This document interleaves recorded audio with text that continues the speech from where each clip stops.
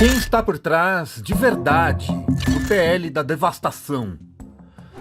No fim de maio, o Senado aprovou por 54 votos a 13 o projeto de lei 2159 de 2021, que cria o novo marco do licenciamento ambiental, codinome devastação.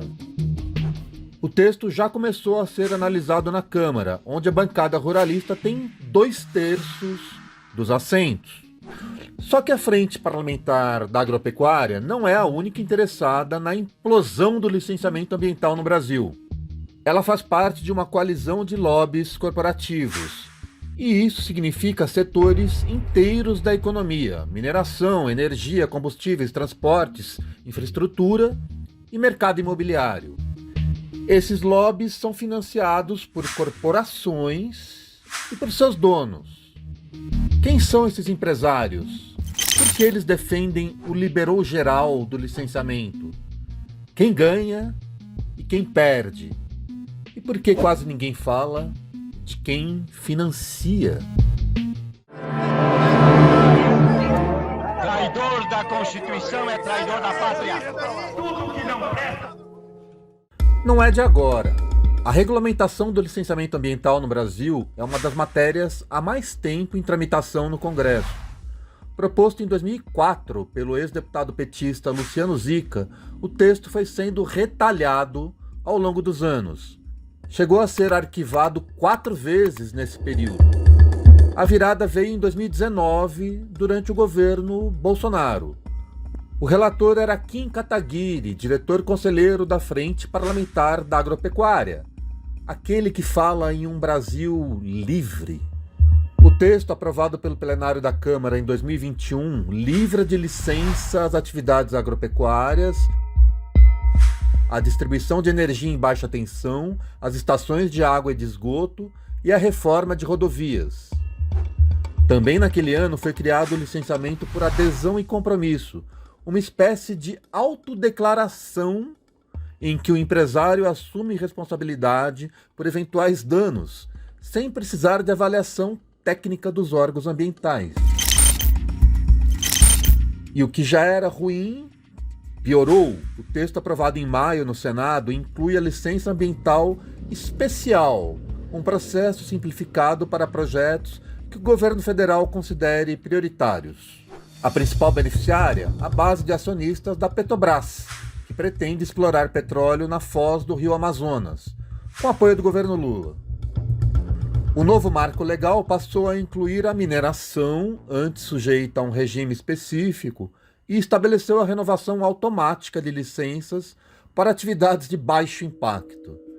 Essas mudanças foram orquestradas pela Coalizão das Frentes Parlamentares Produtivas, um grupo liderado pela FPA e que conta com outros 18 grupos.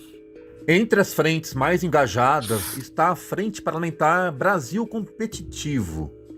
Assim como a FPA, que possui um instituto privado, o Pensar Agro, a Frente Brasil Competitivo opera a partir de uma organização sem fins lucrativos. O Movimento Brasil Competitivo é mantido por 27 empresas. Vejamos a lista. Você está vendo os nomes de Itaú e Bradesco. Eles mesmos, os 2 maiores bancos privados do Brasil. E então não se trata só de uma manobra de parlamentares um tanto medievais, não é mesmo? E sim do mercado. Gigantes da tecnologia como Google, Amazon, Microsoft, Meta e TikTok integram esse lobby. E empresas aí muito perto de você, como Shopee, Toyota e Vivo. Tomemos um nome a esmo, a Braskem. Quem? A Braskem é aquela petroquímica cujo projeto de exploração de salgema afundou 5 bairros de Maceió, deslocando 60 mil moradores. Um crime ambiental que teria sido evitado com um licenciamento mais rigoroso, o contrário do que o Movimento Brasil Competitivo defende. Em 2021, a organização participou de um estudo junto ao Ministério da Economia, de Paulo Guedes, indicando pontos que aumentariam o custo de investir no país, o tal custo Brasil. Um deles era justamente a demora na outorga de licenças ambientais. Diante da repercussão negativa, o MBC negou que tivesse sugerido simplificar o licenciamento. Apenas o listou sem entrar no mérito. E sabe quem preside o conselho do Movimento Brasil Competitivo? Um executivo qualquer? Um técnico burocrata? Não. Ele se chama Jorge Gerdau Jan Peter, o líder do Grupo Gerdau e um dos principais mecenas do ultraliberalismo e da nova direita no país. Ele participou da fundação do Instituto de Estudos Empresariais e sua siderúrgica patrocina desde 1988 o Fórum da Liberdade, a nova meca da direita bolsonarista. A revista Asmina mostrou que em 2022 Jorge Gerdau comprou 1,5 milhão em ações da produtora Brasil Paralelo, aquela que promove desinformação e revisionismo histórico nas escolas. Você sabia que foi esse empresário quem iniciou o lobby pela flexibilização do licenciamento ambiental ainda em 2007? Ele dizia que a morosidade nas licenças deixaria a energia mais cara. Pois é, o setor energético é outro interessado direto na implosão do licenciamento. Ele atua a partir de outro instituto criado em 2024, o Pensar Energia. Qualquer semelhança com o Instituto Pensar Agro, financiador da bancada ruralista, não é mera coincidência. Assim como o IPA em seus primeiros anos, o Pensar Energia não divulga quem são seus mantenedores. Apesar da falta de transparência, é evidente a participação de pelo menos uma empresa. Somos a Eneva, uma empresa brasileira de energia. A Eneva, maior operadora privada de gás natural do Brasil e dona de parques termoelétricos em 6 estados, atuou diretamente na fundação do Instituto. O objetivo inicial: evitar que os setores de petróleo, gás e mineração fossem afetados pelo imposto seletivo, um dos itens da reforma tributária proposta pelo ministro Fernando Haddad. A medida, que ficou conhecida como Imposto do Pecado, aumenta a alíquota sobre indústrias poluentes, como as usinas de energia termoelétrica a gás e carvão, e empresas de mineração. O lobby das mineradoras foi um dos vitoriosos no PL da devastação, ao conseguir incluir a atividade no regime de licenças simplificadas. Para saber mais, confira esta reportagem de um de nossos parceiros, o Observatório da Mineração. Aproveite e considere apoiar projetos de mídia independente. De olho nos ruralistas, precisa de sua ajuda para manter uma equipe premiada de jornalistas e pesquisadores. Você pode apoiar a partir de R$ 25 mensais. Confira nosso site e se inscreva agora no canal. Por aqui, defendemos um Brasil para todos, e não um Brasil paralelo. Aquele Instituto Pensar Energia é presidido por Marcos da Costa Sintra, que também é diretor de Relações Institucionais da Eneva. O Instituto e a empresa venceram a disputa do imposto seletivo e conseguiram virar a atenção da opinião pública para outro tema, o licenciamento ambiental, transformando-o em uma espécie de vilão e não um mecanismo de proteção socioambiental. Outros setores beneficiados pelas mudanças no licenciamento ambiental também não estão nem um pouco preocupados com você e com o planeta. Formada pelos 6 maiores grupos de infraestrutura do país, a Associação Move Infra vem atuando continuamente pela aprovação do PL da devastação. Vejam o que diz Ronei Glansman, presidente do Move Infra e ex-conselheiro da Infraero. Estamos aqui discutindo um tema super importante para o desenvolvimento do Brasil, licenciamento ambiental. Numa época que a gente está revendo a nossa lei ambiental, a nova lei ambiental está em discussão, muita discussão acontecendo, ânimos muito inflados Brasil afora, mas a gente precisa de racionalidade, a gente precisa de falar sério, a gente precisa de conversar de maneira muito objetiva.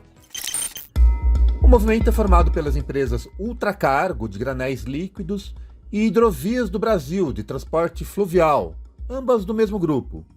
Também estão lá o consórcio Santos Brasil, gestor dos portos de Santos, Vila do Conde em Imbituba, e a Rumo Logística, responsável por 14 mil quilômetros de ferrovias. A Rumo, do Grupo Cosan, de Rubens Ometo, outro financiador de peso da extrema-direita. E estão no Movinfra as maiores concessionárias de transportes do país, a Eco Rodovias, dona da Imigrantes e da Ponte Rio-Niterói, e a Motiva, antiga CCR, administradora de rodovias, aeroportos e linhas de metrô e trens urbanos. Todas elas interessadas diretas na simplificação do licenciamento ambiental. O motivo? Basta percorrer as notícias. Leia e avalie.